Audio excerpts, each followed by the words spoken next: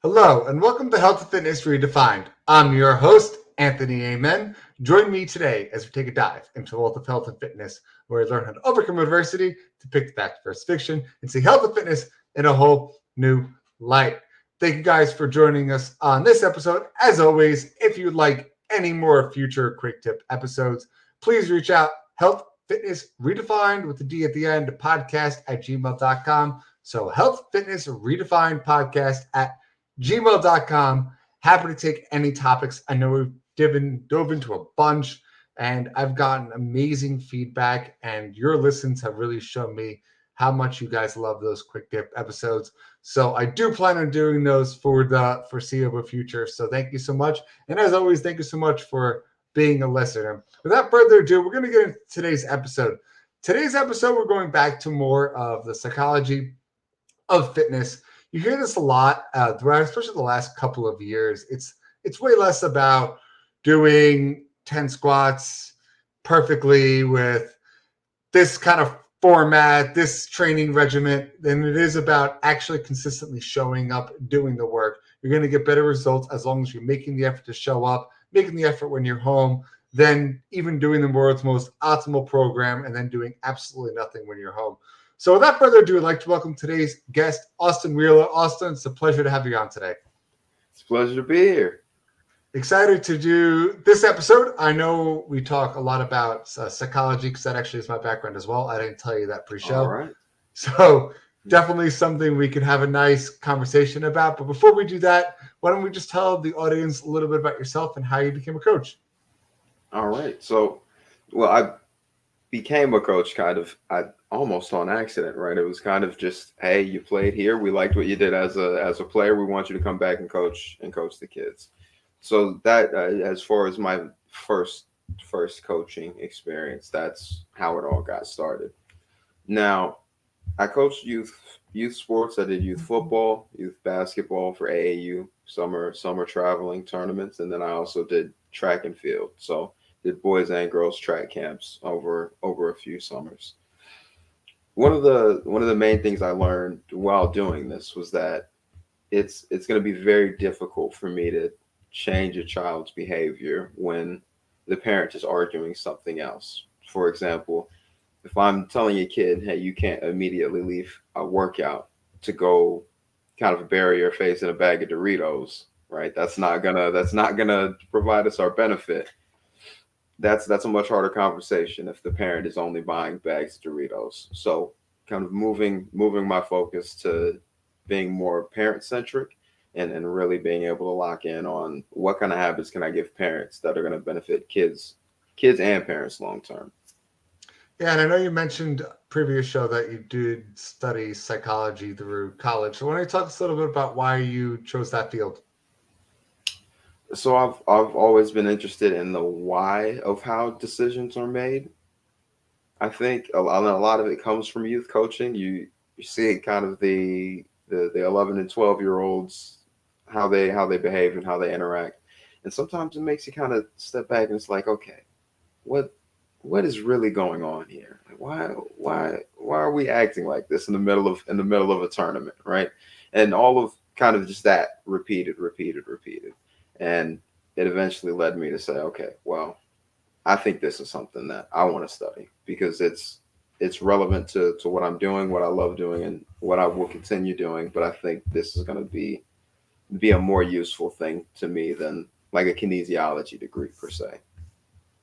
Gotcha. And I kind of like one of the things you said, it was about how the decision of the child isn't necessarily based off of the child. It's more about what's coming from home. And Right. I highly recommend for any of our listeners to go on back. I'm talking like a year and a half ago, maybe. Wow, it must have been 2 years ago at this point. We did an episode on childhood obesity, and it was something that really brought a light to a lot of these issues, where it's impossible to tell a child to do one thing, and then you as a parent is doing the complete opposite. Because Exactly. monkey see, monkey do kind of phenomenon. The kid's going to want to Right. model you because you're the best thing in their life. So why not want to be like mom and dad and just follow along with what they're doing? Because that's all they care about is you. You're the light in their day. So they whatever you're Exactly. doing, they're gonna follow suit and kind of take control of those habits as well. And that leads into the epidemic we can say we're having with obesity. And on top of that, when it comes to wanting your kid to get into sports and learning more about fitness, the coaching side of it makes our jobs harder because the kid is not following suit at home. So what's some first advice you would give to parents listening to the show about what things they can do to help their kids out? So the first thing I would say is, I mean, from what you're eating to what your kids are eating, all of it, how processed is your food, right? So I don't need you to immediately get rid of anything. There are low calorie, high protein recipes for ice cream, cookies. You can make brownies. We can make a macro friendly, healthy version of almost anything. My first tip is, don't try and get rid of everything that you love and you're already hooked into. Okay, because that's going to make it a very long, arduous process. If we can unprocess our favorite foods, one, we're gonna spend some time around the family, everybody coming together, cooking and eating together. But two, we're gonna get the health benefits of eating a much healthier diet without having to sacrifice the joy and involved in a bowl of ice cream.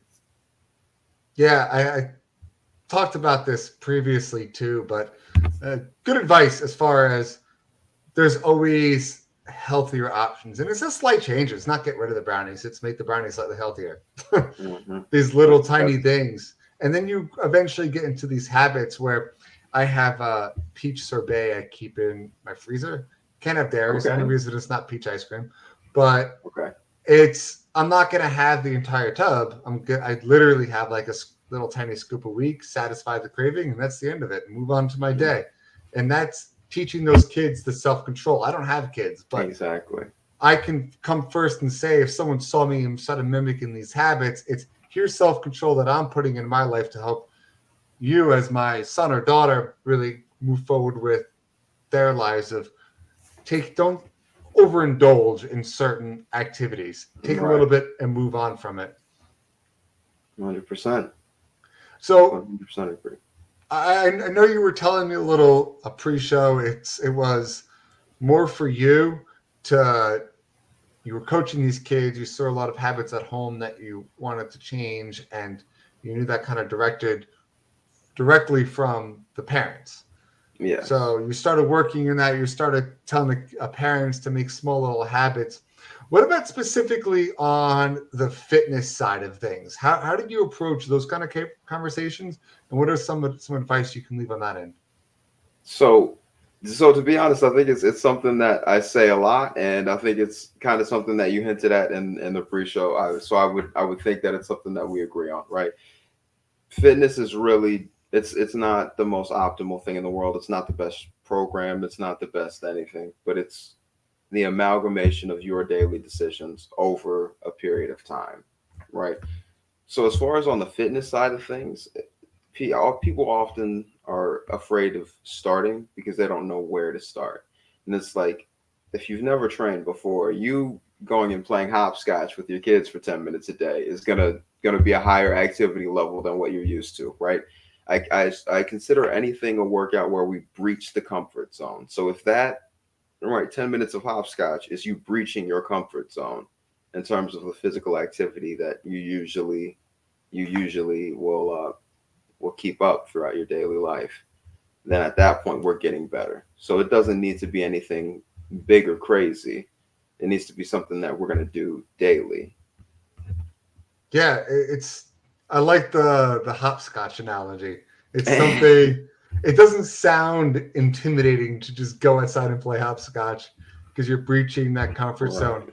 Right. Are you looking for more in particularly just getting heart rate up, or are we just talking basics, just get outside? So, well, getting the heart rate up is going to help, but main thing I guess I'm looking for is physical discomfort. So there have been times where I've said, "Hey, like you're gonna have to go outside for your workout today and kick that soccer ball around with your 12-year-old while he's practicing." It doesn't seem like a lot, but when I'm talking to a guy who's mid early 50s, right? And this isn't somebody who's run around or done anything in a relatively long time. Those little things are, one, not only going to bring you closer to your family members, but two, realistically kind of jumpstart your activity level again. So it doesn't have to be kind of like I said, anything wild or crazy, but saying, hey, let's go kick the soccer ball around. Let's go shoot baskets or anything like that is gonna put you in a place where you're making those decisions more habit as opposed to something that you're doing for today. Yeah, and why do you think that's important? I know you said it's about creating that discomfort, but why is it important to create that discomfort for the people to get outside and kick that soccer ball around? What's the next level reasoning beyond that? So the next level reasoning beyond that is it's pretty simple. I don't really think you're gonna grow a lot if you're staying as comfortable as you possibly can all the time. Right now, that doesn't mean you have to go make your life miserable. I'm not going to tell you to live outside in the middle of winter because it's discomfort and you're going to grow from that, right? That may not be something that's actually useful. But this idea that I think we can sit comfortably and still grow is the main driving factor for me when I'm looking at what is a breach of a comfort zone and why Yeah, is that useful. I got you. And working with this population and kind of taking your skills in conjunction, what other things just in general then do you see a lot of parents do, and what are some ways to help correct that? So I think the most common thing I would say I see is it's a phrase that's actually been said kind of throughout my family for years, but it pretty much says do as I say, not as I do, right?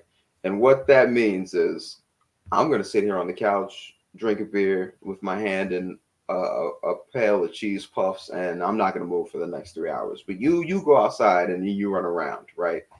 It's the kind of do as I say, not as I do mentality. And I think that's what I see stopping a lot of people in terms of not only immediate results but long-term results because you're setting yourself up to argue. You're not setting yourself up to actually get that young man or woman outside. And does this go beyond kids, or is this just in just direct relation with kids? I would say it goes beyond kids, but I think it's something that is most usefully practiced with your children, right? Because at that point, then you're having to say, okay, well, if I want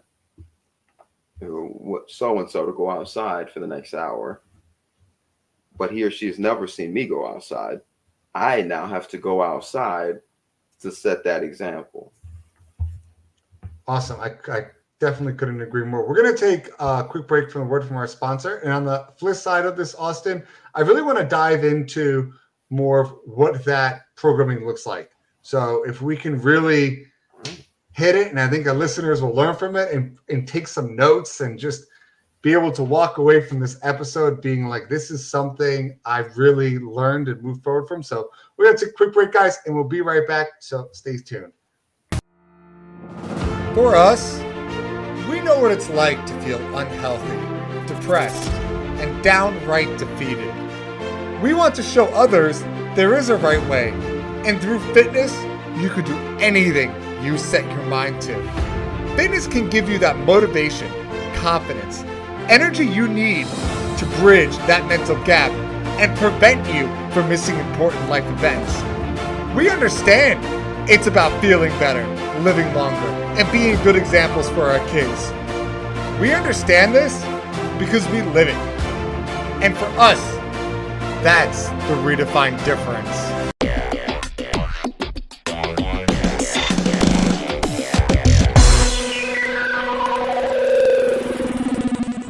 Hey, everybody, and welcome back. We have Austin here. So we're going to talk a little more about what the program itself actually looks like. So take us through, Austin. You get somebody come in.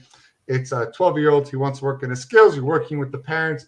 Take us through one of the first things specifically you look at, and then what are the first things you have them work together on?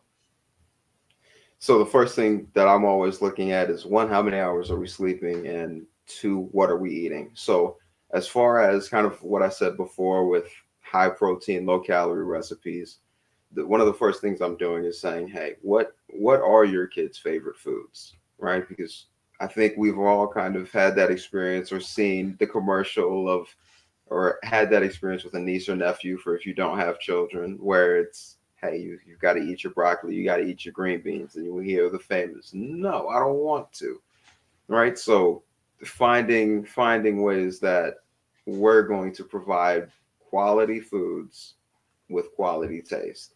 And where that starts is usually looking at your kids' favorite foods, the things they're not supposed to be eating but still do, and we want to unprocess those foods. Yeah, and this is a good talking point, right? So I see it a lot. I mean, I do have nieces and nephews. I also grew up with 33 first cousins, so big Oh, family. okay. All right. All And I'm right. one of four kids, so really see this. It's not Okay. so much as this is my favorite food because I love it. It's more this is my favorite food because A, I saw it on TV and that person on TV or that person in the show or movie is enjoying it. So therefore, I want that. It's the I Right. want this philosophy because they're doing it. The second thing is these foods are programmed to hit tens of thousands of more taste buds and have more of a response than normal foods are supposed to have. Yes. And then the third caveat on it is that they're not serving these foods in school and they have these really bad options available. And yet again, if the cool kids are doing it, then I'm gonna have it. If everyone's having Everybody's pizza doing on it. Friday, I'm gonna go have pizza on Friday because I don't want to be the different one with a homemade Right. peanut butter and jelly sandwich. So it's that Yeah. it's that three-way force factor that's affecting how we're learning to grow and eat. And then I think an extreme example of this is something I wish I never saw in my life, but I have. Okay. I have seen infants, and I'm talking like 6 months old, being force fed soda. So it's That like I that. have seen before, and that's very frightening Yeah, to it's me. that kid doesn't want that. The kid can't even speak. And now Right. you're giving them soda because you think it wants them, because you think you're making yourself feel better, because you're doing what the kid wants, but realistically, it's Right. hurting them in the long process because then they're getting addicted to that sugar. They're getting used to that high amount of sweets. So now when they get older, this habit's going to be developed and it's going to be even harder to break for them than it is for somebody that wasn't overly introduced to that as a child. So can you Yeah. branch upon these points anymore? Because I know it kind of jumped all over the place. Yeah, I mean, I think you nailed that on the head, and that's where a lot of what I do comes from, is understanding that as a parent, you are programming their habits. So if we're force feeding Dr. Pepper because it seems like a fun TikTok, we're like, just like you said, putting them in a very bad spot where they already have that habit, right? So getting people often to understand these habits that seem kind of small, insignificant, and entertaining are often the ones that are going to stick. So how and in what way are we going to apply something useful, something helpful, but also something that sticks? Because so in that current situation, you're looking at a very unhealthy habit that's very well kind of stuck and attached to that infant, unfortunately. And that's one of the, I think, the biggest responsibilities of a parent is understanding, hey, I want you to look at it as not I'm responsible for this child, but I'm responsible for this child's habits. If this child has bad habits, I mean, they didn't come from the neighbors, right? They came from you. You are responsible for that child's habits. Yeah, and I couldn't agree more. And I want to just kind of make a point right now because it feels like it's a lot of at people and it's like bad, bad. But I want to make something crystal clear. As parents, I understand that you will do anything for your kids. And none of this, Right. just because you don't follow anything like this, it doesn't make you a bad parent. And I think that's an important distinction to make. I Hmm. get it. You're fighting like Coca-Cola, for example, which is $1 billion company, Yeah. forcing They've got a lot of advertising. They have resources everywhere. resources And all developed around getting you to do things, getting you to correct, ingest things without thinking about it. you're fighting an impossible uphill battle. And it's very difficult. And just Mm. because you're not perfect doesn't make you a bad parent. It's just, I just want you to take the understanding this is just more optimal educational than it is bad, Right. bad, bad. So I just wanted to make that important distinction. Do you have anything to add to that? Yes, actually, because that is you made me think of something else, and it's referred to as a trickle down effect. It's something that I learned about kind of in motocross racing growing up and just watching car racing, right? But here is this effect. The Our standard like Honda Civic, Toyota Camry, and all of these vehicles, they've been getting faster and faster over the years, right? That's something that if we look at the 0 to 60 times on these cars, they get faster and faster. The reason for that is they're getting new technology, but that new technology isn't being developed just for fun. It's technology that comes out of race cars, right? So these cars are getting faster because of what's called a trickle down effect, right? When the race car gets an upgrade, the old part goes here, that old part goes here, and we kind of move down the line. Your familial habits work the same way. There is going to be a trickle down effect as to your behavior compared to their behavior. So kind of just like you were saying, right? We're responsible for those habits because realistically, that's that's kind of the mechanism, so to speak, of where it all comes from, or at least what I like to assign as the root cause of the mechanism, right? It's the trickle down effect.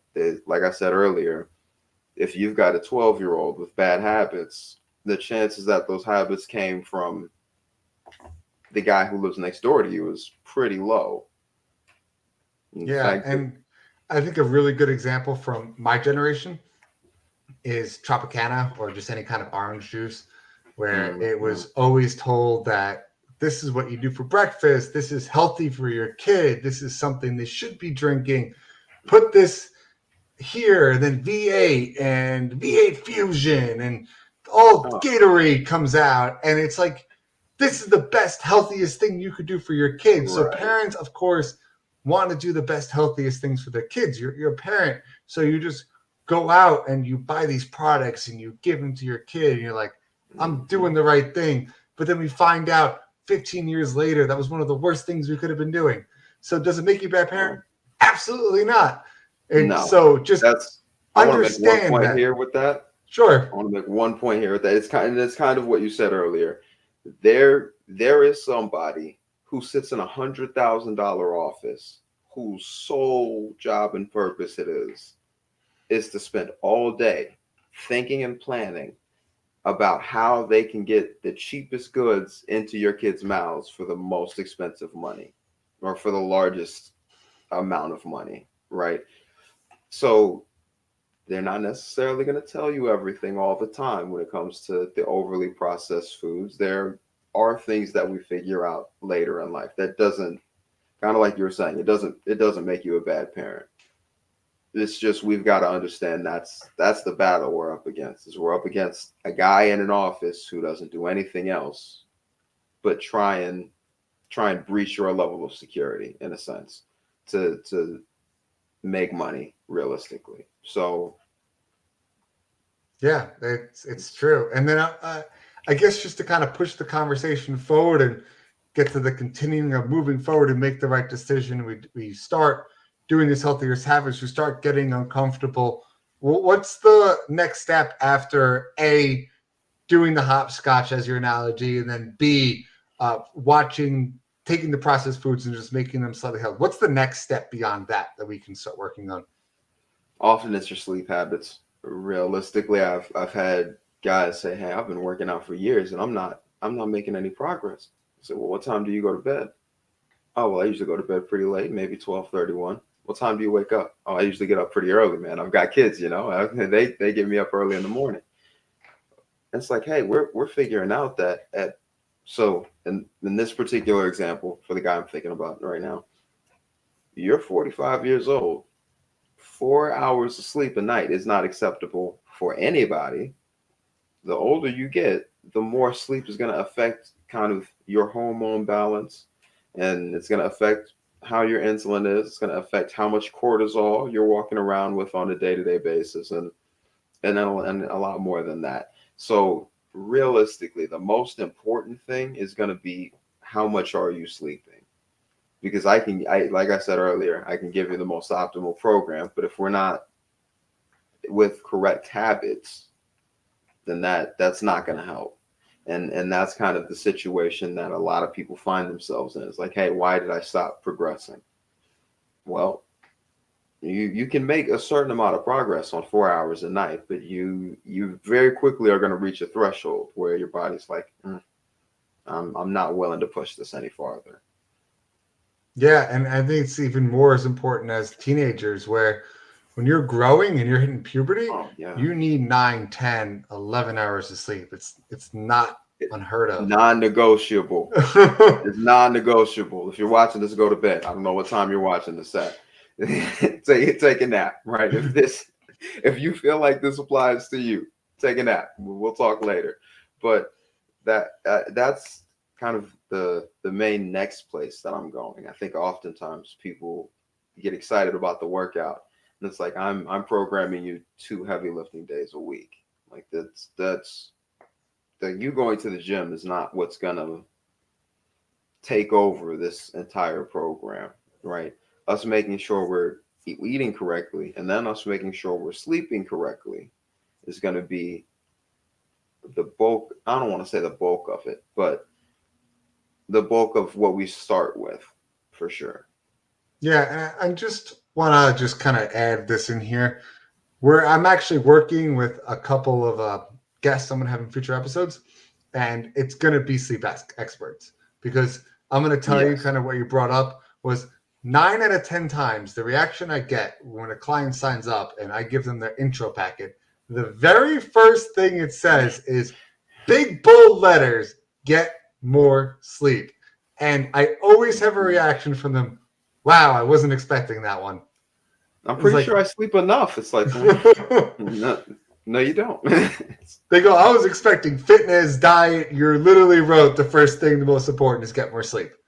Yeah. I was like, yeah, that's how important sleep Yes. is. I think there was I can't remember the guy's name now, but he was one of the top CrossFit athletes, and his direct quote was, "If sleep was a drug, it would be illegal. If sleep was something that you could buy at the store, it is so performance enhancing, it would literally be illegal in competition." And I that love that. and that hit me like a truck. You know what I mean? When I was started understanding, like, wow, sleep is, according to this guy who's done a whole lot, sleep is outranking PEDs at this point, outranking performance enhancing drugs. It's more important than almost every other part of this. I think that's Yeah. actually gonna be a great thing for the listeners. Hey, that's actually my next pro tip. Listeners, make sure you get it on your calendar that you're gonna tune in to hear those sleep experts give you some knowledge. Yeah, a couple weeks we're That's going to get those on. So it's coming a out couple weeks. soon, All right. just in Hey, if you're time. watching at home, a couple weeks on the calendar. Put it there. Let's go. All Love right. it. Thanks, Oh, Austin. I want to just kind of start wrapping this episode up. So, any other few like advice you have going forward? We mentioned sleep. We mentioned the other two things. Anything else you wanted to add into this before we get to the outro part of the show? uh, pay attention more to yourself and the people around you as far as kind of your diet and all of that than the internet and social media. I know that oftentimes I talk to people who say something along the lines of, "Oh, I'm trying this new diet. I think it's going to work great for me." It's like, well, what is it? Okay, well, all that I have to eat, and it's like some ridiculously restrictive version of keto where they can eat beef, eggs, and water, and it's like that's not going to be something maintainable for a long period of time. One, and you're going to end up with a lot of nutrient deficiencies from eating only one food group. So one tip is kind of look at what your family likes realistically, and let's make that, because if we can unprocess foods consistently, we're going to get better results than anything else. Yeah, I would say stop looking at lose 30 pounds in 30 days and start looking Oh, at those! Oh my god! take your Oh my scale, throw it out the goodness! window, then crush it with your car. And who gives a shit about your scale? Instead, focus on eating healthier and then feeling better. Because if you can get the mental health Yeah, component back better, then you'll be able to have a diet for the consistent rest of your life. And not even a diet, just eating better foods. I don't yeah, count but that's a calories. I don't great do point any of that you that brought stuff. up. Yeah, it's just It's 30-day consistency challenge is ain't gonna key. help you. No, it might put you I in don't the know who ER. needs to hear this, but a 30-day challenge is not gonna help you. And if you want to throw up, go look at how many people end up in the ER from weight loss pills. I'm going to leave it at that. So, without Oh, further that's the ado, truth. That's the truth. Austin, I'm going to ask you the final two questions I ask everybody. Was the All first right. one, if you could summarize this episode in one or two sentences, what would be your take-home message? Throw away your Doritos on the way to go to bed today. Throw away your Doritos. That is a first on your way On to the go to way bed to today. bed. That's I love it. And then the second question, easiest one of all, how can people find you, get a hold of you, give us all the good stuff?